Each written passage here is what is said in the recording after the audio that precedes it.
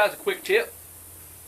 If you don't have latches for your cages, okay, some of you people making your own cages, how do you make the latches? Yeah, it's a pain in the butt taking a piece of baling wire, running it through there and twisting it every time you need to get in this cage. Right, Dana? Yeah, and eventually, it eventually breaks. Yeah, yeah, and then you got to go hunt up another one if it's not long enough that you can tie it back together somehow. So, you know, now this is, I'm talking to poor people like me here, okay? If you can afford to go pay $1.50 for the fancy little custom or commercially made latches that go on these, like this one right here, by all means, I'm happy for you. Do that. If I could, I would too. I'm talking to people that are poor like me and have to make do with what you have. And these little bungee straps, okay, these things are probably about, this guy, I don't know, you just have to, I mean, we got so many rabbits here, you would think, how can you be partial to anybody? There's so many here. But I think what a lot of people don't realize is these guys, they have personalities. Okay, how many of you own a lot of dogs or a lot of cats? They've each got different personalities, right? They're all a little bit different. They're still dogs, but they're different. They act different, behave different. It's their personality. Sorrel. Okay, you buy a package, I think, of 20. You do the math. I do a pack of 20 at Walmart for $4.99, I think. I actually got these to help hold the tarp down on the truck, but found out, hey, look here.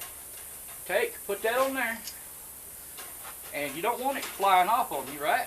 So clip that shut. See, that's going to stay right there, or at least we hope it does.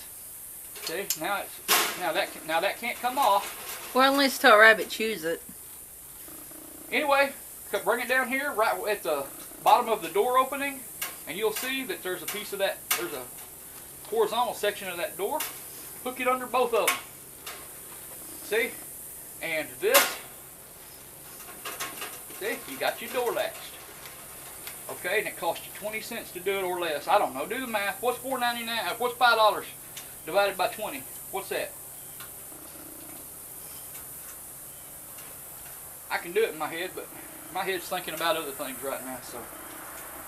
Alright, anyway, see, it's that simple. Now, your rabbit does, we had one down here, Delilah chewed hers. Okay, right over here. Baby. That's all there is to it. See here, let this cage down, and I just pull that down. Right now it's just hooked on the door, see? So I release it from that one, pull it down, and I hook it on that one, the bottom of the doorway and the door. And see, they're hooked together. I don't have anything around here strong enough, predator-wise, strong enough to mess with this. If they're smart enough, they could chew it in two and then push the door open. But the good news is we mount these cages high enough. A raccoon could get up here and get on top of the cage, but they're high enough off the ground that some of them are close to the ground and the nest boxes. You know, we've had problems with raccoons getting the bunnies in the nest box, but these guys are pretty high, and they should be just fine. A coon is not going to get up here from the ground. He can climb up and get up here on top of the cage, but he's going to make the rabbit mad, but he's not going to do any real damage on the top of the cage. You know, he's going to try. He's going to reach his hand down through there. The rabbit's just going to run. If the coon's over there reaching his hand down through, rabbits can see in the dark. The rabbit's just going to run over here away from it, and they'll go that way. Yeah, it's going to stress the rabbit out, but the rabbit in all likelihood is still going to be dead or alive in the morning. Whereas, you know, any other way, if the rabbit could get up here and get somehow to the front of this, if it was mounted low enough, a raccoon could get in there, and even a big bunny like Sorrel, even a mean bunny like Gemma, a raccoon is probably going to have it for supper.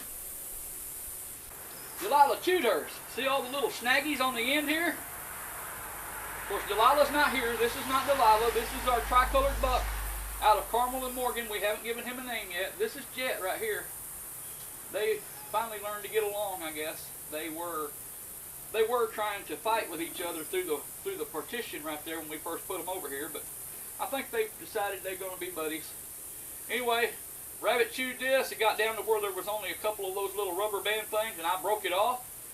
I put all I had to do was pull this back through here, tie a knot in it, put this back on there, see? And we're in business. How many times can you do that? I don't know, but that's one time I've done it. And if the rabbit chews it again, if they don't do it, unless they do it up here at the top or right in the middle, I could probably tie it off and do the same thing again because they stretch. Okay, that's what bungee cords do. It's just an idea. That's a quick tip. Okay, if you don't use it, or even if you do, either way, it doesn't cost you anything. And okay, we'll get back with you later on. Thank y'all for watching. Y'all have a great day. God bless.